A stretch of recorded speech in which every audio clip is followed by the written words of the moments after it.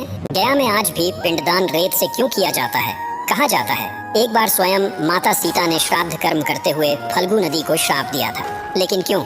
इसके पीछे छिपी है एक दिव्य घटना। वनवास के समय की बात है। भगवान राम, लक्ष्मण और सीता जी पितृपक्ष के दौरान श्राद्ध करने गया धाम पहुँचे।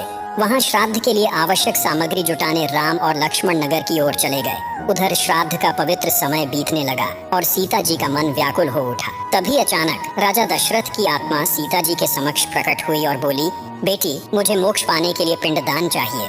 सीता जी असमंजस में पड़ गईं। उनके पास न कोई सामग्री थी, न पति उपस्थित, लेकिन उन्होंने मन में निश्चय किया कि श्रद्धा ही सच्चा अर्पण है। उन्होंने फल्गु नदी, वट वृक्ष, गाय और केतकी के फूल को साक्षी मानकर रेत से ही पिंड बनाया और राजा दशरथ के नाम से पिंड दान कर दिया। कुछ देर बाद श्री राम और लक्ष्मण लौटे। सीता जी ने प्रसन्न होकर बताया कि श्राद्ध पूर्ण हो गया। राम ने आश्चर्य से कहा, पर बिना सामग्री, बिना विधि के यह कैसे संभव है? इसका प्रमाण दो। सीता जी ने शांत स्वर में कहा, ये 4 साक्षी हैं, फल्गु नदी, गाय, केतकी का फूल और वट वृक्ष। ये सब मेरे द्वारा किए श्राद्ध के गवाह हैं।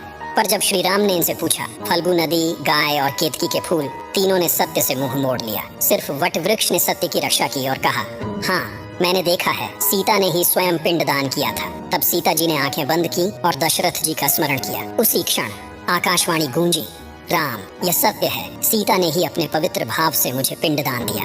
राम का संदेह मिट गया, पर सीता जी का हृदय आक्रोश से भर उठा। उन्होंने कहा, जिसने सत्य देखा होते हुए भी झूठ बोला, उसे मेरे श्राप का परिणाम भोगना होगा। उन्होंने फल्गु नदी को श्राप दिया, जा, तू केवल नाम की नदी रह जाएगी, तेरे जल का अस्तित्व मिट जाएगा। इसलिए आज भी गया में फल्गु नदी में रेत तो है, पर पानी नहीं। गाय को श्राप मिला, तू पूज्य होगी, पर झूठा खाएगी। केतकी के फूल को श्राप दिया, तुझे कभी पूजा में नहीं चढ़ाया जाएगा। और वट वृक्ष को दिया आशीर्वाद, तू सदैव स्थिर रहकर दूसरों को छाया और आयु देगा। पतिव्रता स्त्रियां तेरा स्मरण कर अपने पतियों की दीर्घायु की कामना करेंगी। तभी से गया को मोक्ष भूमि के लिए अत्यंत पवित्र माना गया। आज भी गया में सीता कुंड के तट पर लोग जल नहीं, बल्कि रेत से पिंडदान करते हैं। पितृपक्ष में गया जाना और पिंडदान करना हिंदू धर्म में अत्यंत महत्व रखता है और इस स्थल पर श्रद्धालु आज भी आते हैं। प्रभु श्री राम के परम भक्त कमेंट में जरूर लिखना, जय श्री राम।